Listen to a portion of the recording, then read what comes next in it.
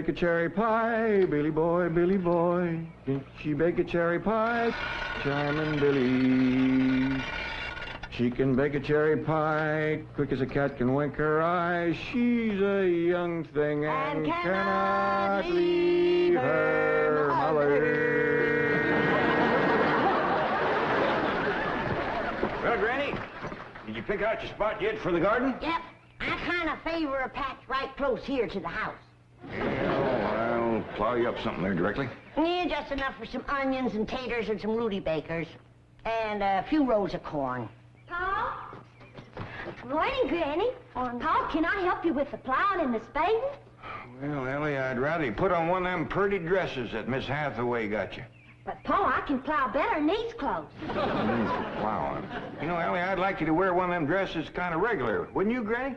You're mighty fetching in a dress, Ellie. Prettier than a tub of fresh churned butter. Paul, if I go to wearing them dresses, Jethro will make fun of me. I reckon he hadn't better. Now, you run along and put on something with skirts. All right, but he hadn't better make fun. He won't. You know, speaking of Jethro, I think he's got himself a sweetheart. The banker's secretary? That's right. They was out together last night. What'd they do? Well, I don't rightly know for sure, but it was something to do with bowls. All you do with bowls is eat. Yeah, I reckon that's what it was then. She said she was going to take him bowling. You know, Jed, I kind of like that Miss Hathaway. Yeah, I think she kind of likes us, too. Oh, those marvelous Clampetts. Those simple, rugged mountain people. The more I see of them, the more I am impressed. Yes, now Never have I observed such strength of body, mind, and character. Yes, now They stand like boulders in the pebble-strewn landscape of Beverly Hills. Like mighty oaks among bushes. Like quiet. Now, like I admire them, too. But those boulders need polishing, and we've got to put some city leaves on those oaks before my wife gets back from Boston. Incidentally, in any endeavor requiring physical strength, they are most exceptional. I took Jethro bowling last night. Here's the bill. $3,000. How many games did you bowl? Well, you see, what happened was this. I said to Jethro, "Pick up that bowling ball," she says, "and see can you knock over them pins down yonder." They's just sticks. Anyway, I snatches up that rascal, draws back, and lets her fly. Did you knock down them pins? Yeah, the pins, the pin boy, the end of the building, a brick wall, and a signboard down on Sunset Boulevard. I bet you Miss Jane didn't do that good. Well, she didn't even try. She just looks at me and says, "Jethro, you're strong as an ox and twice as handsome." Ain't no two ways about it, Granny. That city girl is sweet on this boy. I reckon so, the way she's bragging on his looks. You are handsomer than an ox. Thank you, Granny. Cousin Ellie, you're a city girl now. Do you You think... see there, Paul? I told you this would happen if I took to wearing these dresses. You call me that again, and I'll turn you every way but loose. Say nothing but city gal. Ellie Mae Clampett! Get up from there or you're going across my knee. And Jethro, you're going across mine. What did I do that was so all-fired bad? In that dress, she looks just like a city gal. You did it! I reckon we better go out there and see she don't hurt him.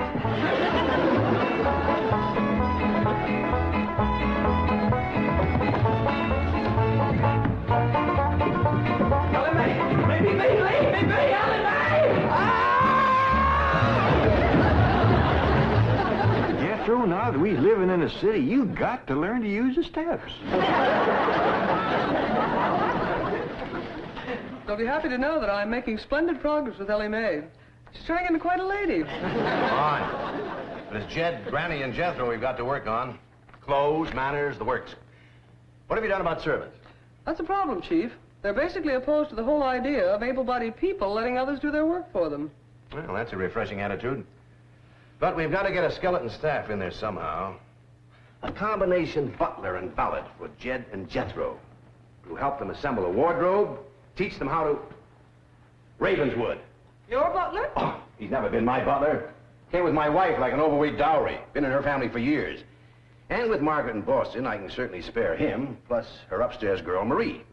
I doubt if you can sell Mr. Clampett on the idea of servants. And get him on the phone. I'll make him think he's doing me a favor by taking him off my hands for a while. Right, Chief? She hadn't ought to throw me down on my head like that. What if I'd have been carrying a frog in my hat? You ain't supposed to be wearing your hat in the house. Well, Granny, where's a fella gonna carry a frog? They jump out of your pockets. Hello? Oh, howdy there, Mr. Drysdale. Glad to have you back from Boston. Your missus come with you? Oh, that's too bad. I know her and Granny'd hit it off like two sows in a mud waller. Yes, I'm sure they would. No recipes? No, my wife doesn't do much cooking. No, I doubt if she ever made grits and hog jows. Well, how about mustard greens and possum belly? No fooling. Pone and squirrel shanks? Boiled chicken hawk. Well, say, she don't do much cooking, does she? No. Well, the reason I called Mr. Clampett is I have a butler.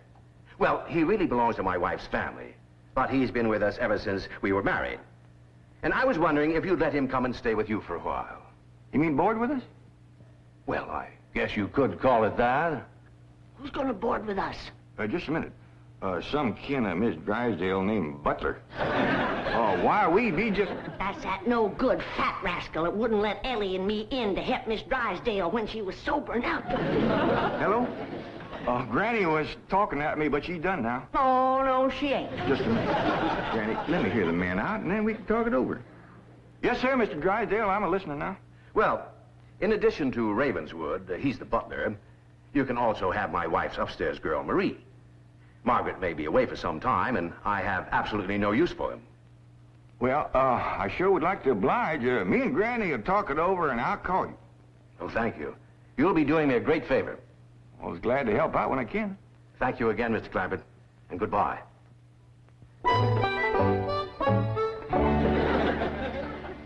Is somebody coming to live with us, Uncle Jed? Maybe, Jethro, maybe. Why don't you go out and make up with your cousin Ellie? Okay, Uncle Jed. All right, Jed, let's have it. We gonna board that butler fella? Well, Mr. Drysdale would take it mighty kindly if we did. He says he ain't got no use for him. I don't like him myself. You only met him once? Once was enough. I asked him real nice. I said, are you doing for Miss Drysdale that she's feeling poorly? Are you doing the washing and the scrubbing and the cleaning for her? And he looks right down his nose at me and says, Madam, I am a butler. I reckon he is proud of his name. Kind of fancy. Ravenswood Butler. I don't care if it's Stonewall Jackson. And I think Mr. Drysdale has a lot of gall to ask us to take his wife's kinfolks off his hands. Well, now, I'm mighty beholden to him. You know he's keeping my $25 million in his bank, and he ain't charging me one penny to do it. That's his business. You didn't ask him to do it. Well, now, Granny, if it was just Mr. Butler, I might agree with you, but there's a sad side to the story, too. What's that? Well, you've heard of Mr. Drysdale speak of his stepson? That's his wife's boy by her first marriage? The one they call Sonny? Yeah. Well, it seems she's got a girl, too. And there must be something wrong with her. What? Well, I don't know, but they keep her upstairs. No. Yeah. He spoke of her as my wife's upstairs girl. The poor thing. Her name's Marie, and he'd like us to take her and Mr. Butler. Doggone it, Jed. We got enough to do to take care of this big place without... He didn't say what was ailing her, huh? Well, no, but if you ask me, they ain't eating right over there. No. You know what Mr. Drysdale told me? What? His wife ain't never cooked grits and hog jowl. Ah, go on. That's a fact. Nor mustard greens and possum belly. Nor pone and squirrel shank. Nor even boiled chicken hawk. Land of mercy. You can't hardly blame Mr. Butler for getting a mite cranky. Man don't eat right, he gets that way. Well, Jed, I reckon it won't do no harm to take him in for a spell. Granny, for such a little woman, you got an awful big heart. Well, I feel sorry for the poor girl. But the first time that fancy pants Mr. Butler looks down his nose at me, I'm gonna chuck him in the cement pond.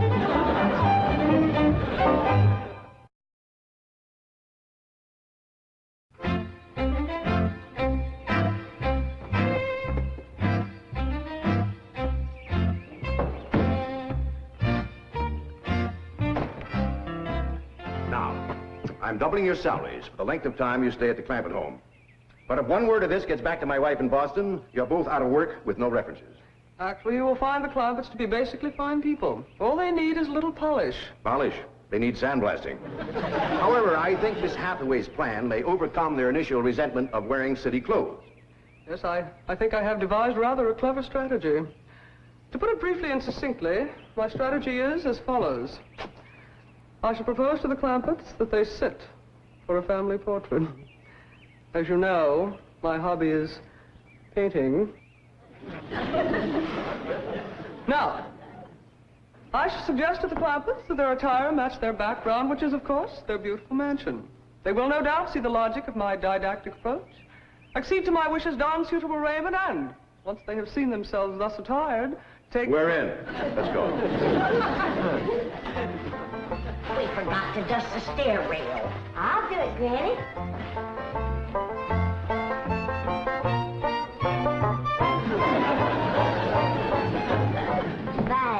Wearing boys' clothes does come in handy sometimes. Hi, Ginger Granny. I think we got her all spick and span for the company. They ain't a speck of dirt no place. Can I go swimming now? Me too? As soon as we help Granny clean up the kitchen.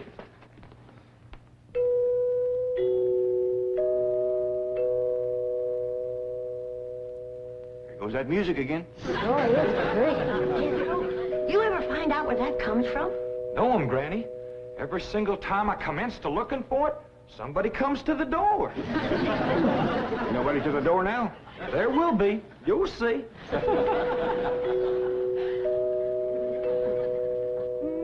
Doggies, that's nice. I'll pitch in and see can we find it. You're wasting your time. I'm a-telling you, before you can find it, somebody will come to the door. There, you see? Happens every time. I remember, Ravenswood. I'm counting on you. Don't fail me. You have my word, sir. I've been butler and valet since boyhood, as was my father before me and his father before him. And I've yet to meet the man or woman who posed a social problem too difficult for me to handle. That's the spirit. Howdy there. Remember me, Mr. Butler? No! Ravenswood, come back! You gave your word! Come back, you coward! Come back here! I'll cut off your fringe benefits! Ravenswood probably forgot something. He'll return shortly. Meanwhile, this is Marie. This is Drysdale's upstairs girl. Marie, Mr. J.D. Clampett, Howdy. Jethro Bodine, Ellie Mae Clampett, and Grandma Clampett. No, ma'am. I am a Moses. Pardon? Granny's related on my wife's side. They's the Moses family from Tennessee. Then your name is Granny Moses? Grandma Moses. That's right. There was a very famous Grandma Moses who painted primitives. I've whitewashed a few myself. I'll show Marie to her room. Listen, Marie, honey. Over here, you've got the run of the house. You don't have to hide upstairs. Ain't nothing wrong with that girl, but what some good cooking will cure her. She's half-starved. Poor thing is so weak her knees keeps a buckling on her. She's kind of pretty, though, for a skinny girl. Just wait till she gets a mess of Granny's grits and hog gels. That'll fill her out. Well, I'll get some of cooking. Guess that butler fellow will be coming back directly. Oh, and Granny, can we have some of that salted down possum belly that Ma sent us? Well, I reckon it is kind of a company meal. Granny, open up a jar of them pickled crow gizzards. Now, Jed, we don't want to spoil these folks. They might get to thinking we eat like that every day. Baby, will you do something nice for me? Sure, Paul. Will you go get into that pretty dress again? Oh, Paul, Jethro will make fun of me. No, I won't, Ellen May. Cross my heart. Why, That's my darling. Thank you. And then you be real nice to Marie. She's had a bad life. I'll be nice to her. She's pretty. Let's all be nice. It's far. I wanted to go swimming. Now I gotta go put on an old dress. Cousin Ellie, you look awful pretty in a dress. Honest you do. Do I look pretty in that there city girl? You look prettier than that there city girl. That did it. Come on and fight. There's nothing to be afraid of, Ravenwood. The fact that they're big and strong doesn't mean they're violent. Elephants can be gentle. Now, Ravenwood, you're letting appearances deceive you. Oh, really, Oh, sir? I do admit on the surface they do seem a bit rough, even cruel. But I assure you underneath they are placid, kindly, and gentle. You'll see. You shouldn't have called me a city girl. Ellen May, leave me alone, please, Ellen May. City girl.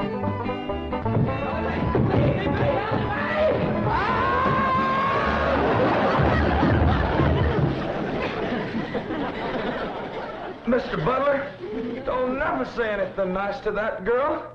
She'll kill you.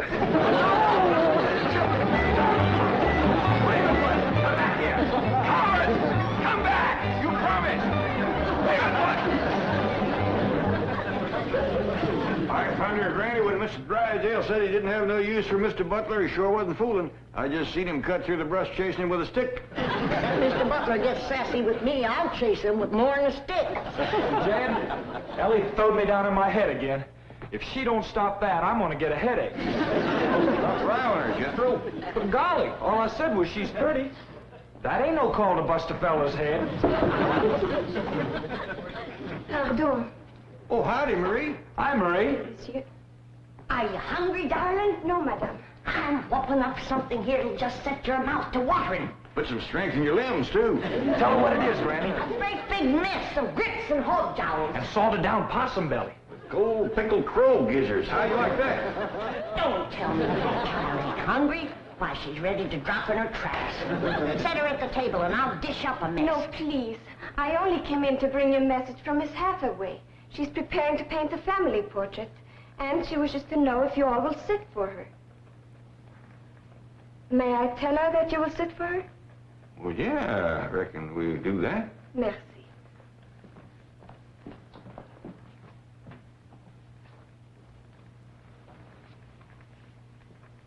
Well, let's get at it.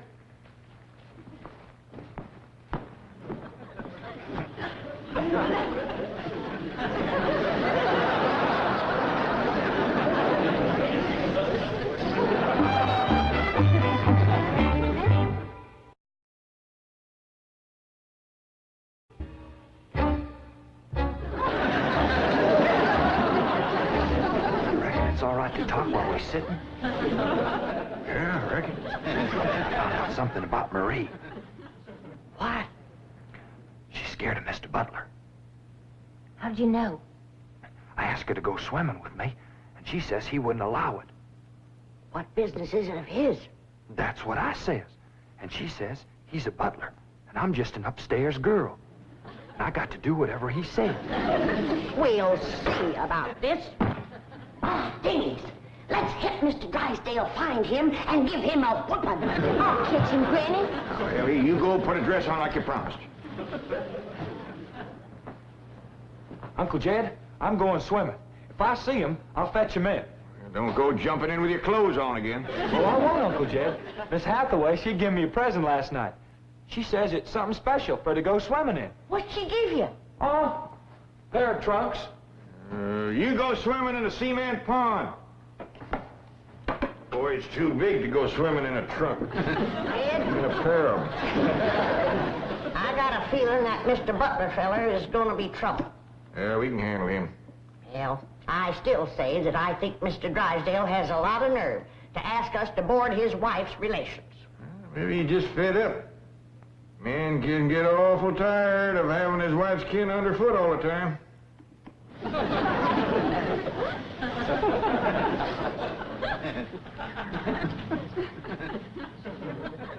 He told me that butler fella had been living with them ever since they was married.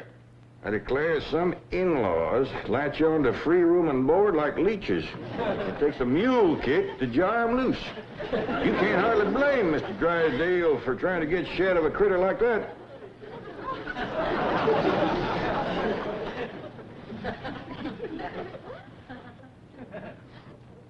Is that the way you feel? You bet it is. I'll see how fast I can get packed. I'll get out from underfoot just as quick as I can. No, Jeff. I know when I'm not wanted. It don't take no mule kick to get shed of me. Granny, well, I wasn't talking about you. We couldn't get along without you. No, Jeff. I'm just a burdensome old woman. No good to nobody. Why don't you throw me down the well? Go ahead, pick me up, carry me out to the well, and throw me in. Stop talking like that. Uncle Jed! Uncle Jed! I caught him. Mr. Drysdale, he gave out, but I caught this fat little rascal. You gonna whip me, Granny? No, Jethro. I'm going to get thrown down the well. Why don't you throw us both down the well together? We're just no good leeches both. Mr. Butler, I'm sorry Jethro got it mighty rough with you. He don't mean no harm. He's just an overgrown boy. Now, we'd all mighty pleasure to have you come and stay with us, and as long as you behave yourself, won't be no trouble. Oh, I'm Jed Clampett. Sir. This here's Granny. I reckon you and Jethro done met. Yeah. Sir. Oh, and this here's my daughter, Ellie Mae. Enchantée, mademoiselle. Vous êtes très belle, très charmant, très ravissant. Don't you dare use them kind of words to a lady. What do you say, Granny? I ain't sure, but it sounded dirty. Said your daughter was pretty and charming. Oh, you're so different from all the others. You're like a beautiful city girl. He had not have said that. Oh, Marie, Oui, Miss Jane. didn't you say the Clampetts had agreed to sit for their portrait? Oui. They said they would do it. What is this? I believe it to be self-preservation, madam.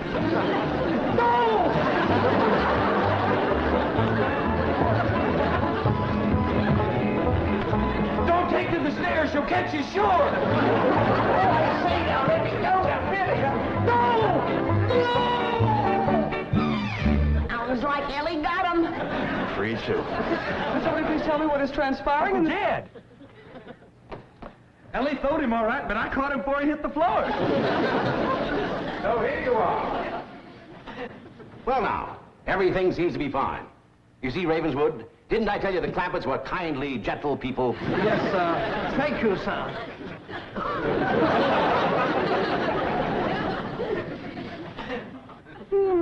We're gonna have to feed up both of them, Granny. His knees is buckling, too.